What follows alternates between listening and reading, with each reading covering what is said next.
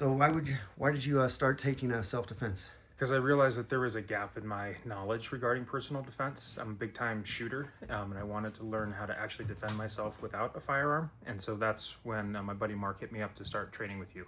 And why would you recommend somebody training with me?